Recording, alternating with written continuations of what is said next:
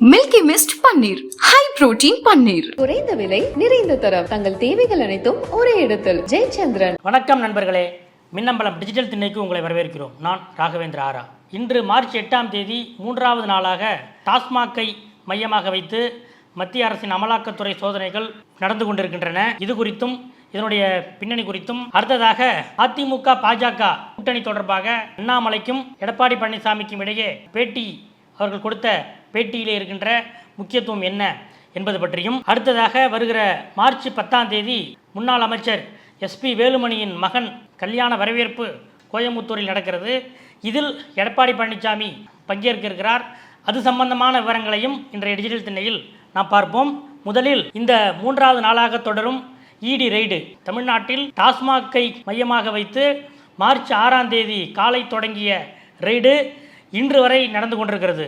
அதாவது சென்னை, கரூர், கோவை, புதுக்கோட்டை, தஞ்சாவூர் என இப்படி பல்வேறு பகுதிகளிலே இருக்கிற டாஸ்மாகுக்கு மதுபானம் சப்ளை செய்கிற தனியார் மதுபான ஆலைகளுடைய அலுவலகங்கள் ஒரு பக்கம், இன்னொரு பக்கம் சென்னை எழும்பூரில் இருக்கிற டாஸ்மாக் தலைமை அலுவலகம், 4வது மற்றும் 5வது மாடியில் இருக்கக்கூடிய டாஸ்மாக் தலைமை அலுவலகம்.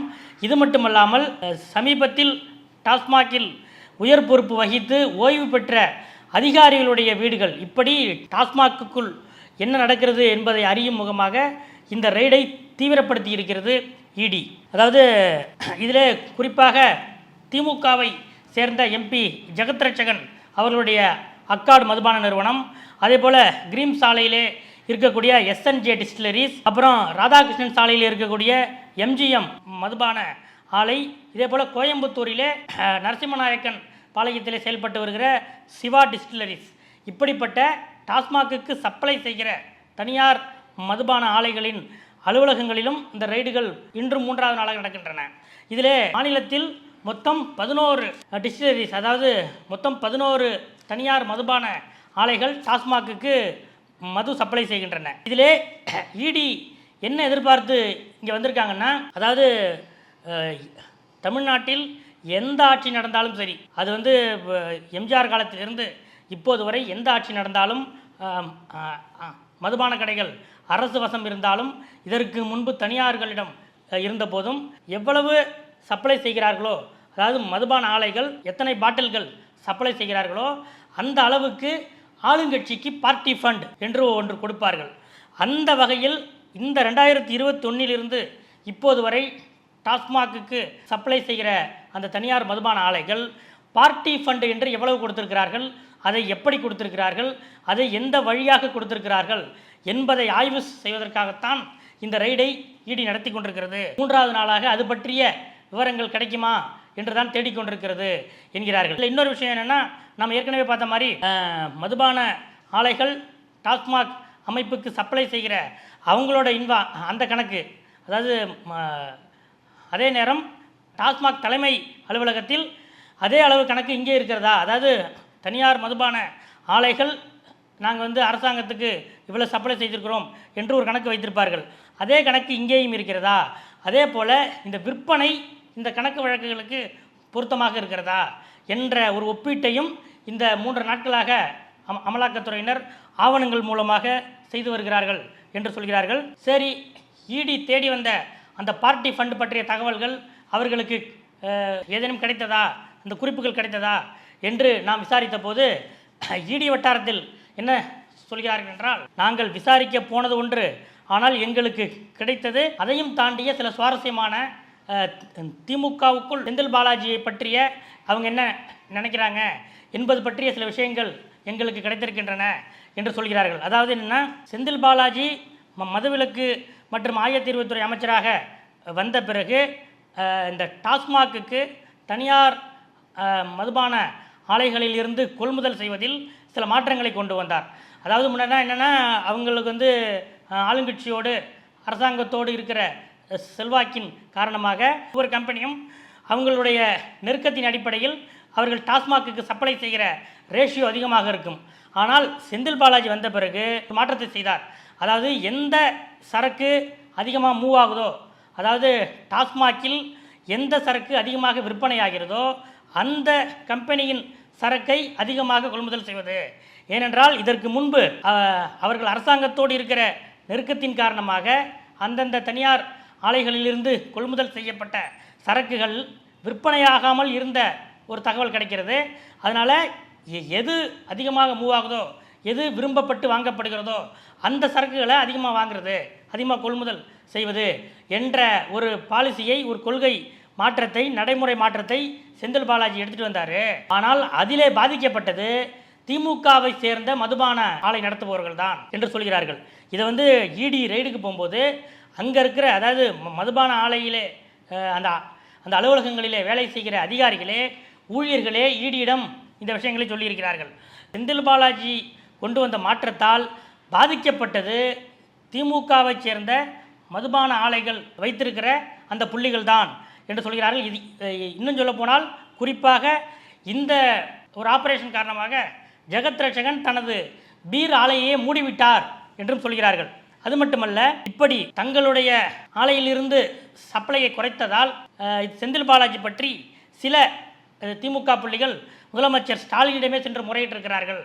இங்கே எங்கள் கம்பெனிலேருந்து முன்னாடி இவ்வளோ சப்ளை பண்ணோம், செந்தில் பாலாஜி இப்போ அதை பாதியாக குறைச்சிட்டாரு, இல்லை இவ்வளோ குறைச்சிட்டாரு, இதை நீங்கள் கொஞ்சம் இது பண்ணணும் என்று முதலமைச்சரிடமே சில திமுக புள்ளிகள் போய் சொன்னபோது, நீங்கள் இதை பற்றி அவர்கிட்டே பேசிங்க, செந்தில் பாலாஜிட்டே பேசிங்க, என்கிட்ட பேசாதீங்க என்று முதலமைச்சரே சொல்லிவிட்டார்.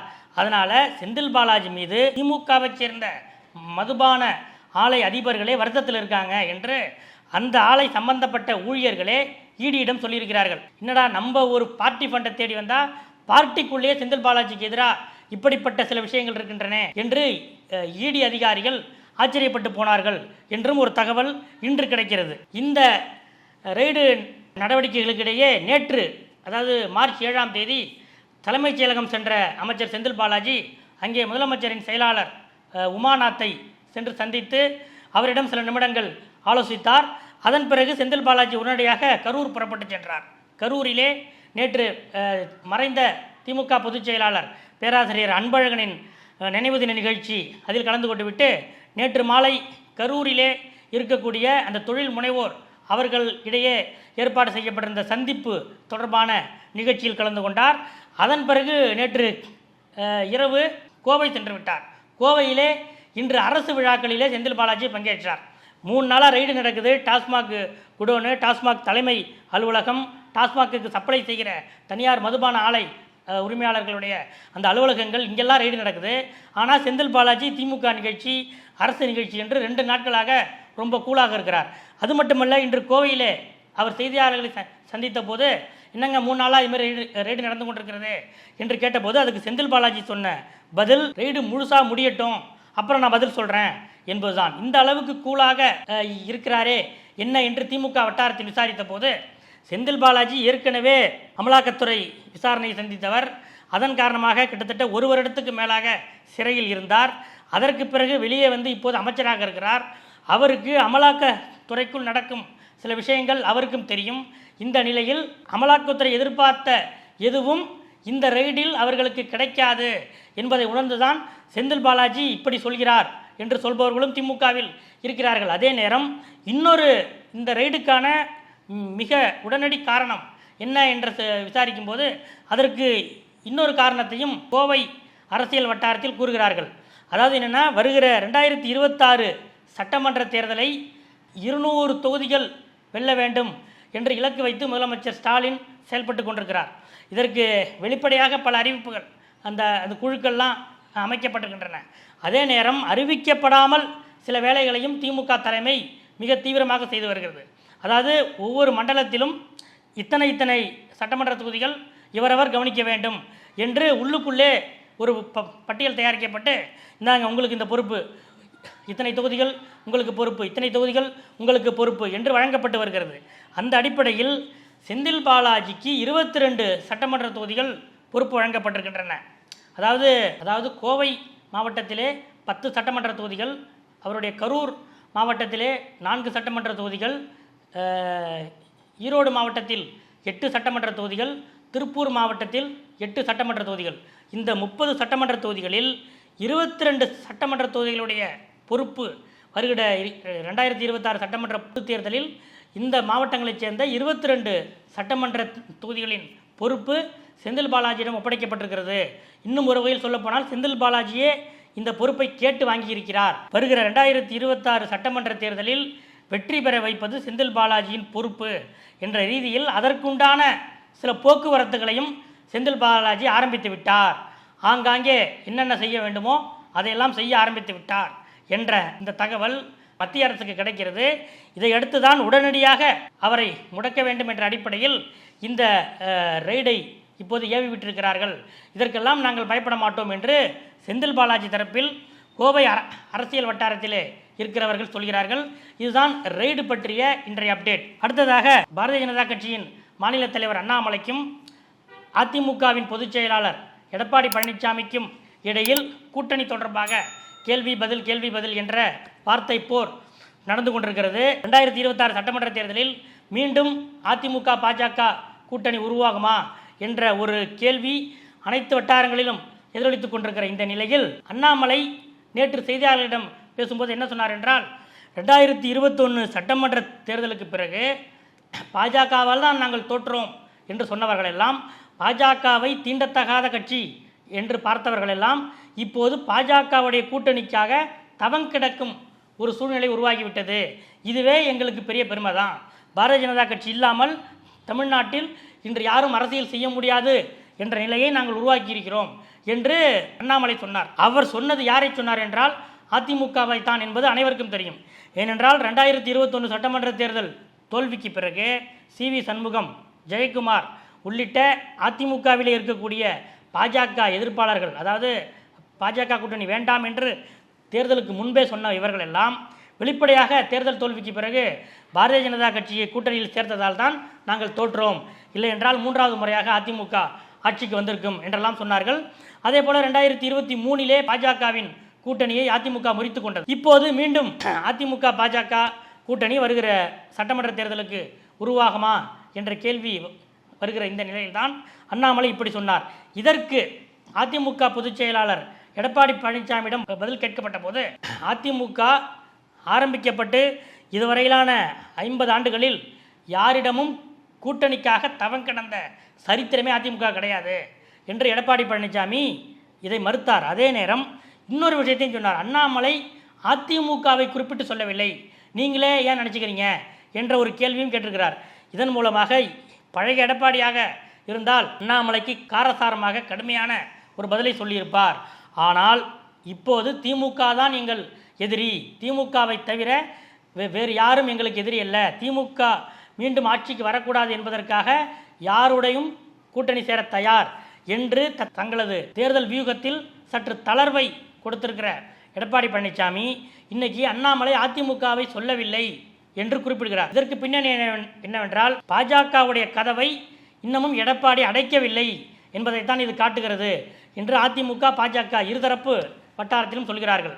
அதே போல அதிமுக முன்னாள் அமைச்சர் SP வேலுமணியின் மகன் விகாஸ் அவருடைய திருமண வரவேற்பு வருகிற மார்ச் 10ஆம் தேதி கோவை கொடிசியா அரங்கத்தில் நடைபெற இருக்கிறது. கடந்த மார்ச் 3ஆம் தேதி அவருடைய திருமணம் கோயம்புத்தூர் ஈச்சனாரி பகுதியில் நடந்தது. அந்த கல்யாணத்துக்கு எடப்பாடி பழனிசாமி வரவில்லை. அதே நேரம் பாஜகவின் மாநில தலைவர் அண்ணாமலை, முன்னாள் ஆளுநர் தமிழிசை, மத்திய இணையமைச்சர் முருகன் உள்ளிட்டோர் சேர்ந்து சென்று வாழ்த்தினார்கள்.